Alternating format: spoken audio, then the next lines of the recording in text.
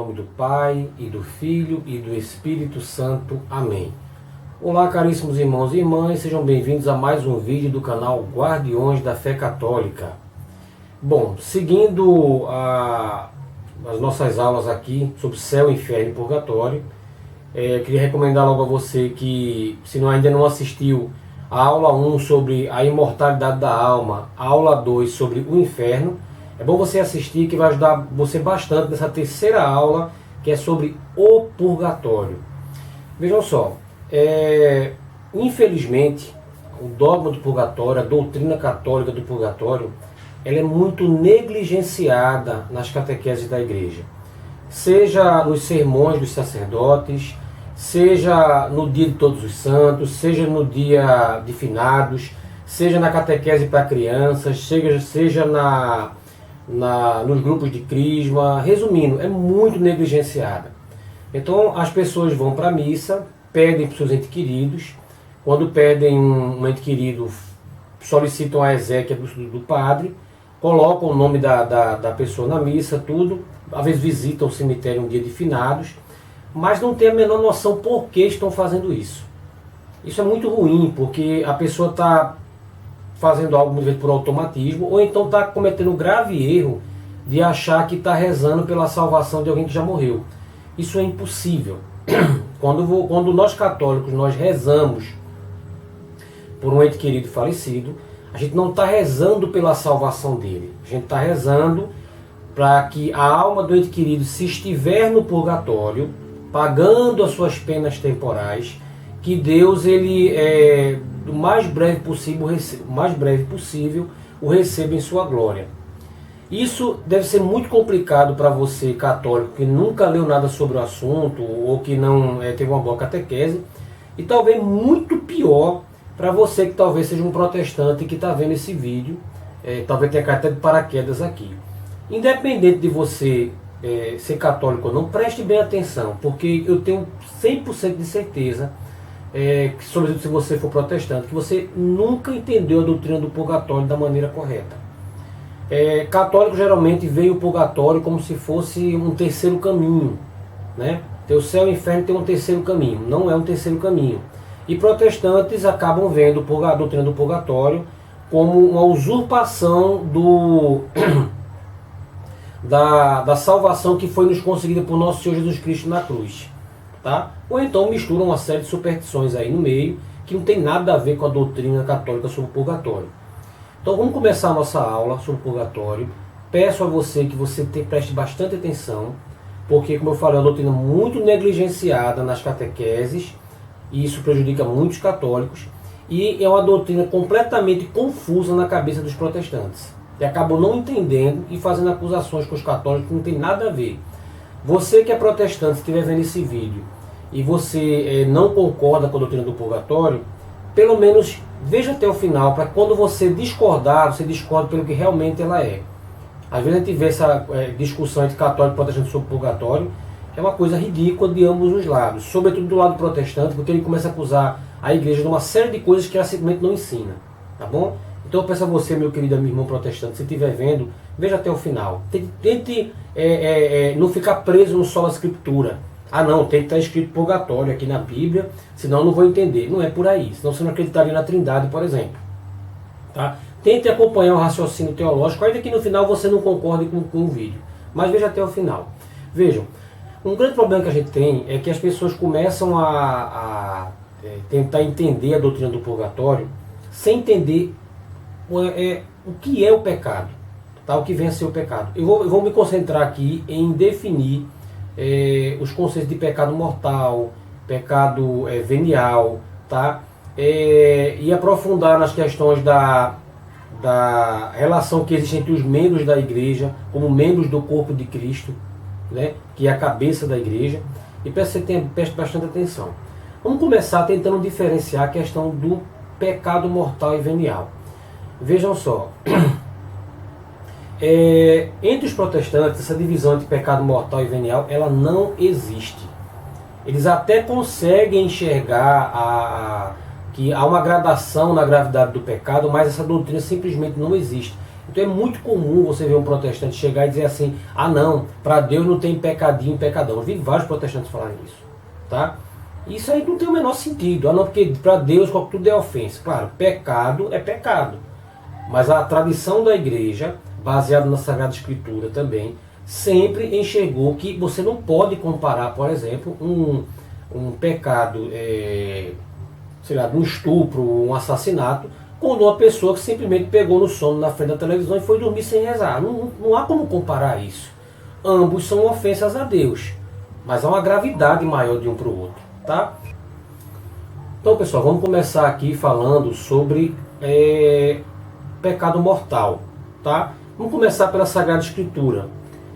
Lá no livro de Romanos, capítulo 6, versículo 23. Vamos ver o que São Paulo fala. Porque o salário do pecado é a morte, enquanto que o dom de Deus é a vida eterna em Cristo Jesus, nosso Senhor. Tiago, capítulo 1, versículo 14 e versículo 15. Antes, cada qual é tentado por sua própria concupiscência, que o arrasta e seduz. Em seguida, a concupiscência concebe o pecado e o dá à luz. E o pecado, uma vez maduro, gera a morte. Está muito claro aqui que o pecado ele provoca a morte da alma. Essa morte, que a gente sempre ensinou, não é a morte física. Tá? É o que o Apocalipse fala de segunda morte, que é a perdição da alma. É a separação definitiva da alma de Deus. Tá? Vamos falar sobre a pena eterna, mais dá tempo sobre isso. Mas a gente tem que entender o seguinte: é dogma de fé da igreja, tá bom? Quando eu digo dogma de fé, é uma verdade que a igreja crê firmemente, que não pode ser questionada, que o pecado mortal leva à separação definitiva da alma a Deus. A pessoa que morre em estado de pecado mortal perde a salvação e vai para o inferno. Você veja o outro vídeo que eu tinha feito. Tá? Mas o que é pecado mortal? Lá no Catecismo da Igreja Católica, número de 1861, está escrito o seguinte: o pecado mortal é uma possibilidade radical da liberdade humana, tal como o próprio amor. Tem como consequência a perda da caridade e a privação da graça santificante, ou seja, do estado de graça. Você, quando comete um pecado mortal, você perde a graça santificante, tá? A graça que conhecemos como graça habitual, onde Deus está o tempo todo agindo, trazendo você para o bem, tocando na sua consciência, trazendo você para próximo dele, sai do estado de graça, tá? E você, uma vez morrendo nesse estado, você morre privado, tá, da visão beatífica de Deus definitivamente, para cumprir essa pena definitiva no inferno. E uma coisa bem interessante que o Catecismo fala aqui é o seguinte: ele causa a perda da caridade. O pecado mortal, quando ele se instala, se você não restabelecer o estado de graça por meio do arrependimento, a contrição dos seus pecados e a confissão sacramental, ele vai começando a poluir sua alma, a apodrecer sua alma. Não é à toa que muitas pessoas entraram na vida do crime ou se tornaram pecadores empedernidos, porque começaram a cometer um pecado mortal, aí depois vem outro, ele vai gerando um efeito dominó até a alma ficar completamente apodrecida. Se não for resgatado pelo arrependimento e pelo perdão de Deus, originará a exclusão do reino de Cristo e a morte eterna no inferno. Uma vez que a nossa liberdade tem capacidade de fazer escolhas definitivas e irreversíveis.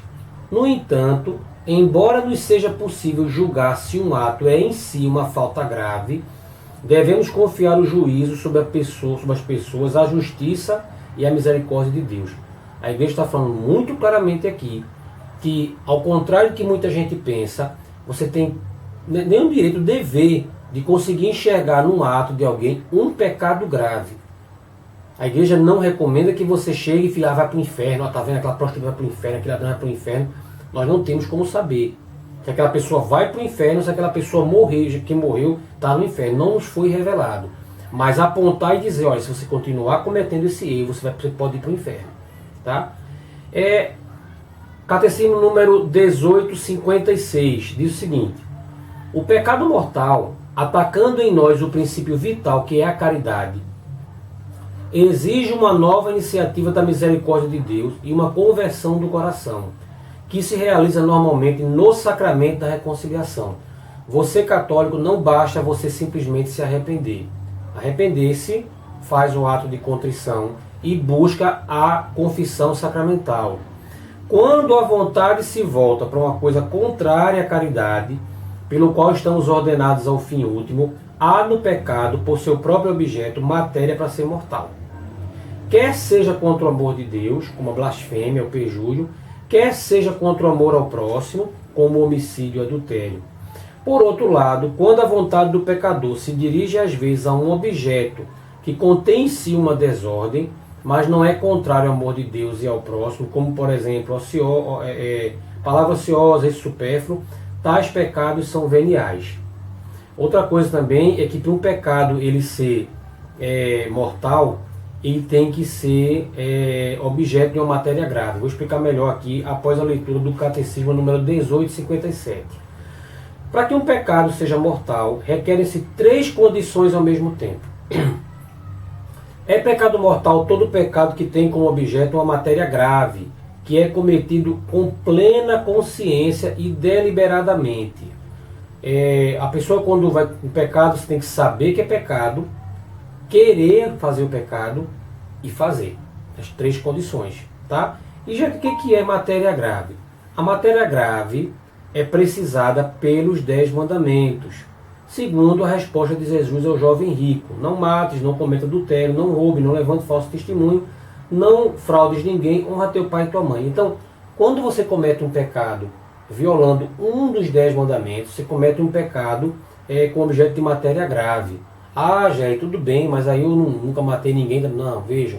Só que Jesus, quando ele veio, ele deu um sentido profundo e verdadeiro aos 10 mandamentos. Então, por exemplo, eu não cometi adultério, mas Jesus fala o quê? Se você deseja uma mulher casada, ou você é casado e deseja uma outra mulher, você já cometeu um pecado no seu coração. Mas eu não matei ninguém, mas você desejou a morte, você quis o mal. Entendeu? Então, os 10 mandamentos que eram vistos apenas como aquela letra seca da lei no Velho Testamento, no Novo Testamento Jesus dá o verdadeiro sentido deles. Tá? A gravidade dos pecados é maior ou menor. Um assassinato é mais grave que um roubo. A qualidade das pessoas lesadas é também levada em consideração. A violência exercida contra os pais é mais grave do que contra um estranho. Então, a igreja sempre ensinou que os pecados têm uma gradação entre eles. Tá? Todos os pecados são iguais? Jair, mas aí eu não sou católico e eu não acredito na questão do que eu não quero nem saber do catecismo. Primeira coisa que você está vendo o que a igreja realmente ensina. Tá? Vamos citar a palavra de Deus também. Todos os pecados são iguais? Lá na primeira carta de São João, capítulo 5, versículo 17. Se alguém vê seu irmão cometer um pecado que não conduz à morte, reze, e Deus lhe dará a vida.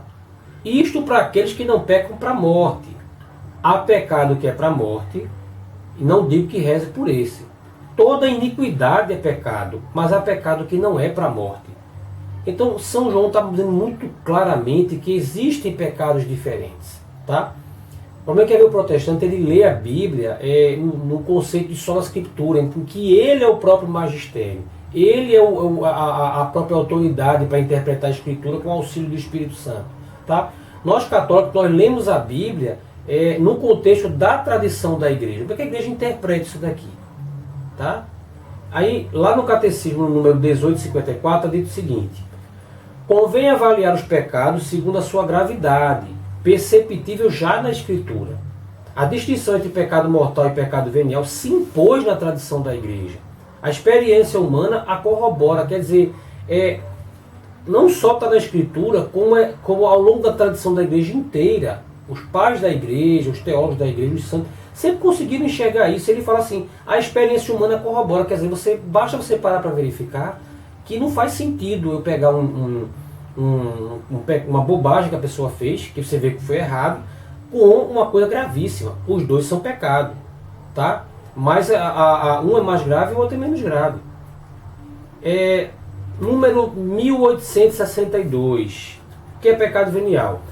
Comete-se o pecado venial quando, em matéria leve, não se observa a medida prescrita pela lei moral, ou quando, em matéria grave, se desobedece à lei moral, mas sem pleno conhecimento ou sem total consentimento. Então, o pecado venial, pessoal, ele não é contra os 10 mandamentos, são faltas leves, frutos da fraqueza humana, não destrói no coração humano a caridade, não é feito para ofender a Deus, tá? Não é feito, a pessoa também pode até cometer um erro em matéria grave, mas sendo que ele não tinha pleno conhecimento daquilo ali, ou não tinha total consentimento. Tá? Então, se você cometeu algum tipo de pecado, que você viu que, poxa, não foi contra os 10 mandamentos, tá? Mas isso aqui é fruto da minha fraqueza, é fruto do meu relaxamento, da minha displicência, tá? É o pecado venial. Quais são as consequências do pecado venial? O pecado mortal a gente já falou.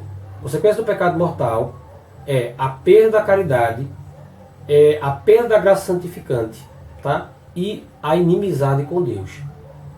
Tá? Consequência principal, se você morre naquele estado, vai para as penas eternas do inferno. Consequência do pecado venial. Pecado venial enfraquece a caridade, diferente do pecado mortal que mata a caridade no coração da pessoa. Traduz uma afeição desordenada pelos bens criados. Impede o progresso da alma no exercício das virtudes e a prática do bem moral. Tá? Uma pessoa que, por exemplo, reza pouco, deixa de rezar porque eu não rezei o texto porque eu não estou afim, é meio impaciente com os outros, e vai deixando aquelas besteirinhas se acumularem aquilo ali, isso vai começando a minar a alma da pessoa e impedir que ela avance na santidade, leva você à tibieza. O pecado venial deliberado, que fica sem arrependimento, dispõe-nos pouco a pouco a cometer o pecado mortal. Veja como é perigoso isso. Você vai cometendo pequenas falhas, não se arrepende, não as corrige, aquilo vai empurrando você para o pecado mortal. Mas o pecado venial não quebra a aliança com Deus, é humanamente reparável com a graça de Deus. Quer dizer, o pecado venial você não precisa do sacramento da confissão, embora você deve confessá-lo sim, durante o sacramento da confissão. No castelo, esse pecado é muito leve, não fala. Fale todos os pecados, do mais bobinho ao mais grave. Quem conhece, por exemplo, citando um exemplo aqui da biografia de Santa Faustina, consta que ela se confessava sempre que ela podia estar se confessando, a ver com uma frequência muito grande, e as faltas que ela contava, pelo que a gente via na biografia dela, eram coisas muito bobas pra gente, mas ela sempre queria se confessar, sempre estava se confessando. Tá? Quanto mais pecador você você vai perdendo esse referencial e perdendo a capacidade de enxergar os próprios pecados. Por isso que às vezes você vê gente que está podre de pecado e ele não consegue encontrar o pecado. Não estou matando, não estou roubando. Tem traficante, bandido, que ele não consegue enxergar aquilo como pecado. Se bem que ele vai até para a igreja. Por quê? Porque ele está em estado de pecado mortal, a caridade foi destruída no coração dele, ele não consegue enxergar. Já uma pessoa que está no caminho da santidade, a menor bobagemzinha que tem que acontecer, aquilo incomoda ela. O cara tá podre, fedendo, e cai uma mancha de barro nele e nem percebe. E uma pessoa tá com a roupa completamente branca, qualquer manchinha que tocar na roupa dele vai perceber que ele ali tá desfigurando a roupa dele. Veja, não priva da graça santificante, da amizade com Deus, da caridade, nem por conseguinte da bem-aventurança eterna. Preste bem atenção nisso para que faça um purgatório. Tá? O homem não pode, enquanto está na carne, evitar todos os pecados, pelo menos os pecados leves. Mas esses pecados que chamamos leves, não os consideras insignificantes. Se os consideras insignificantes aos pesá-los, treme ao contá-los. Um grande número de objetos leves faz uma grande massa. Um grande número de gotas enche um rio. Um grande número de grãos faz um montão. Qual então a nossa esperança? Antes de tudo, a confissão. Então, às vezes, a gente não está cometendo pecados graves, mortais, mas está deixando que se acumule pecados leves que vão lentamente minando.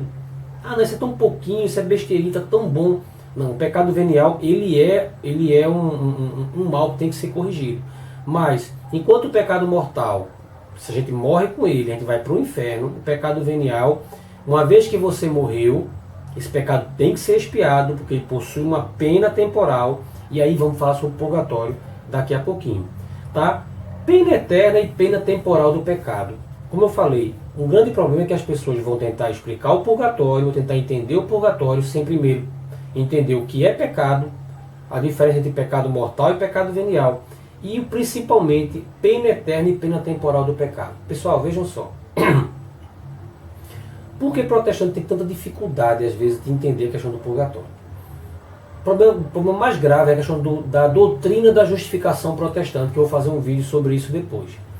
Veja, para um protestante, vou usar uma linguagem bem simples. Para um protestante, quando o homem cai no pecado original, a natureza humana fica como se fosse apodrecida, tá? E você não consegue retirar a pessoa daquela situação. Então, Jesus vem, morre por nossos pecados, paga a nossa pena.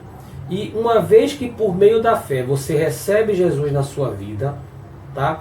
É como se o manto da santidade de Cristo envolvesse o pecador, tá? E o justificasse. A justificação é entendida como um decreto de salvação que Deus dá por meio de Cristo. Então, para entender melhor, é como se você tivesse que vir à presença do rei, todo maltrapilho e sujo, e você recebesse uma roupa bem bonita, e o rei, ao olhar para você, visse apenas você envolvido na roupa. Que coisa linda, está limpa, a roupa branca, maravilhosa, e você é admitido à presença do rei. Mas no fundo você continua pecador, tá?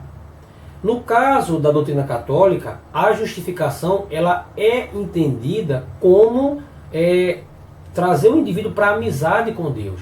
Então, nosso Senhor Jesus Cristo morreu por nossos pecados, purificou dos nossos pecados, tudo, mas o ser humano precisa também ser santificado, precisa ser limpo. Aquele maltrapilho, ele é apresentado à presença do rei, tá? Pelos méritos de Cristo, mas ele estando sujo, ele também tem que primeiramente ser limpo, tá? Então vejam só, pena eterna. Para compreender essa doutrina, essa prática da igreja, deve ter-se presente que o pecado tem uma dupla consequência.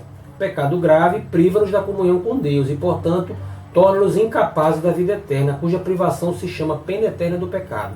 Por outro lado, todo pecado, mesmo venial, traz consigo um apego desordenado às criaturas, a qual precisa ser purificado, quer dessa vida, quer depois da morte. No estado que se chama purgatório. Essa purificação liberta do que se chama pena temporal do pecado. Essas duas penas não devem ser consideradas como uma espécie de vingança infligida por Deus do exterior, mas como algo decorrente da própria natureza do pecado. Uma conversão procedente de uma caridade fervorosa pode chegar à total purificação do pecador, de modo que nenhuma pena subsista. Então vejam, aqui no Catecismo número 1472, uma pessoa cometeu um pecado mortal e morre, ele recebe a pena eterna do pecado, a privação definitiva e eterna da visão beatífica de Deus. Tá bom? Uma pessoa que comete, se ele não se arrependeu após a morte, a pessoa que cometeu o pecado venial durante a vida, como o Catecismo falou, toda pessoa acaba cometendo, só Jesus, que é Deus, claro, e Nossa Senhora foi privada do pecado original, que não cometia os pecados veniais. Durante a vida ela precisa pedir perdão no ato penitencial, pedir perdão no ato penitencial da missa, pedir perdão durante sua oração pessoal, fazer o ato de contrição sempre que puder, sempre fazer obras de misericórdia. Para ficar mais claro para você entender, pecado mortal leva à inimizade com Deus, e uma vez que o indivíduo não se arrependeu durante a vida e não buscou o sacramento da confissão para restabelecer a amizade com Deus, ele morre privado da amizade com Deus, privado da graça de Deus, privado da visão beatífica de Deus. A pena é eterna, porque ela não tem fim, e ele vai pagar, entre aspas, essa pena no inferno. Pecado mortal. Pecado venial. São pecados leves, são ofensas que não retiram do indivíduo a graça santificante, não levam o indivíduo à inimizade com Deus, e tem que, se durante a vida, ele procurar remediar as consequências do pecado venial por meio dos pedidos de perdão em orações pessoais, no ato penitencial da missa, nos atos de contrição e por meio das boas obras. A consequência do pecado venial são o que chamamos de penas temporais. Por que penas temporais? Enquanto a pena eterna ela se estabelece no inferno, na eternidade, a pena temporal traz consequências para o indivíduo nesse mundo. É muito difícil que um protestante entenda isso por causa da doutrina da justificação que Lutero infelizmente desenvolveu. Mas se você olhar para a experiência pessoal, você consegue ver que o pecado faz um grande estrago. Eu sou uma pessoa que vou lá, por exemplo, e xingo alguém. Desculpa, falo mal de alguém. Calunio de alguma forma. É um pecado mortal. Lembrando outra coisa. O pecado mortal ele tem a sua pena temporal também. Tá? Então a pessoa foi lá e caluniou alguém e tal, e depois a pessoa se arrepende, pede perdão a Deus. Vai ter o perdão de Deus, gente? Vai ter o perdão de Deus, mas existe uma consequência temporal. Ele se livra na confissão da pena eterna, por meio do sacrifício do nosso Senhor Jesus Cristo, mas a pena temporal permanece. Por quê? Porque as consequências continuam acontecendo. Ele tem que buscar de alguma forma compensar o erro que ele cometeu. Você rouba alguém, se arrependeu, pediu perdão a Deus verdadeiramente, foi para se confessar, beleza, sua pena eterna foi apagada pelo sacrifício do nosso Senhor Jesus Cristo. E a pena temporal? Você tem que buscar de alguma forma expiar essa pena por meio de quê? Devolvendo o que você roubou, pedindo perdão, tentando de alguma forma fazer algum tipo de penitência. Tá? Então, pena eterna, pecado mortal. Pena temporal, pecado venial. Sendo que o pecado mortal também tem sua pena temporal associada. Tá bom? Catecismo da Igreja Católica, número 1473. O perdão do pecado e o restabelecimento da comunhão com Deus trazem consigo a abolição das penas eternas do pecado. Foi o que eu tinha falado. Mas subsistem as penas temporais. Veja que coisa interessante. O cristão deve esforçar-se por aceitar como uma graça essas penas temporais do pecado, suportando pacientemente os sofrimentos e as provações de toda espécie, e chegada a hora, enfrentando serenamente a morte. Deve aplicar-se através de obras de misericórdia e de caridade, bem como pela oração e pelas diferentes práticas da penitência, a despojar-se completamente do homem velho e revestir-se do homem novo. Perfeito aqui no número 1473. Tá? Sintetizou muito o que eu estava falando. Você, embora reconciliado com Deus após o arrependimento, existe uma pena temporal que você precisa expiar de alguma forma. Seja aceitando as consequências dela, de uma forma serena. Dá mais um exemplo. A pessoa foi lá, sei lá, bebeu a vida toda e aí foi lá, pegou uma cirrose. E aí a pessoa vai, se arrepende e pede perdão a Deus e reconhece, não, eu estou passando isso porque eu sou culpado. E aceita serenamente as consequências daquilo que ele está passando. É um exemplo de uma pessoa que está pagando as consequências, a pena temporal dele nesse mundo de uma maneira humilde. Ou a pessoa busca de alguma forma, por meio de penitência, por meio de caridade, por meio de boas obras, compensar de alguma forma o erro que ele cometeu. Você pode ter, por exemplo, cometido um erro que você não consegue mais apagar. Eu não consigo, por exemplo, eu fui lá e, por exemplo, eu roubei alguém aí há 10, 15 anos atrás, não sei nem mais quem é a pessoa. Eu não tenho como ir lá devolver. Então eu tenho que procurar de alguma forma compensar por meio de boas obras aquele erro que foi cometido. Mas eu não pedi perdão a Deus, você pediu, mas a consequência permanece. Entenderam, pessoal, como há necessidade de entender a diferença entre pecado mortal e pecado venial, pena eterna e pena temporal, para poder se entender o purgatório? Tem que estar muito claro isso aqui. Bom, está aparecendo para vocês aí, pessoal, um infográfico que está mostrando aí, bem resumida, na coluna da esquerda, pecado mortal e venial, coluna do meio, consequência, e a terceira coluna da direita, remissão. Então, o pecado mortal, consequência, pena eterna no inferno. Tá? Remissão, sacrifício de Cristo na cruz. Pecado venial, pena temporal nessa vida ou no purgatório, que a gente vai falar mais à frente. Como é que é a remissão? O próprio pecador com seus sofrimentos e sacrifícios ou por indulgências dadas pela igreja, nessa vida no purgatório. Mas o pecado mortal também possui uma consequência temporal, que aí vale essa coluna de baixo, que ele tem que de alguma forma corrigir por meio de seus sofrimentos e sacrifícios ou por meio de indulgência dada pela igreja. Outra coisa que precisamos entender muito claramente para entender o que é purgatório, pessoal, é sobre a comunhão mística da igreja. Existe uma solidariedade entre os membros da igreja. São Paulo afirma que somos membros do corpo místico do nosso Senhor Jesus Cristo. Ele é a cabeça, nós somos os membros. Os protestantes têm até facilidade de entender isso em relação a essa vida, mas não conseguem entender isso em relação à solidariedade que tem entre a igreja que está nesse mundo, a igreja que está no céu e a igreja que está no purgatório. Vamos explicar melhor. Primeiro, sobre a comunhão mística da igreja e a solidariedade espiritual entre seus membros. Na primeira carta de São Paulo aos Coríntios, capítulo 2, versículos 12, versículo 20 e 25 a 27, está escrito o seguinte: porque como o corpo é um todo com muitos membros, e todos os membros do corpo, embora muitos, formam um só corpo, assim também é Cristo. Há, pois, muitos membros, mas um só corpo, para que não haja dissensões no corpo, e que os membros tenham o mesmo cuidado uns para com os outros. Se um membro sofre, todos os membros padecem com ele. E se um membro é tratado com carinho, todos os outros se congratulam por ele. Ora, vós sois o corpo de Cristo, e cada um de sua parte é um de seus membros. Ali na primeira carta de São Paulo aos Colossenses, capítulo 1, versículo 18. Ele, Cristo, é a cabeça do corpo da igreja. Ele é o princípio, o primogênito dentre os mortos, e por isso tem o primeiro lugar em todas as coisas. Lá no livro do Apocalipse, capítulo 6, versículos 9 a 11, temos aqui a doutrina da comunhão dos santos, muito bem citada. Quando abriu o quinto selo, vi debaixo do altar as almas dos homens imolados por causa da palavra de Deus e por causa do testemunho de que eram depositários. E clamavam em alta voz: até quando tu, que és o Senhor, o Santo verdadeiro, ficarás sem fazer justiça, sem vingar o nosso sangue contra os habitantes da terra?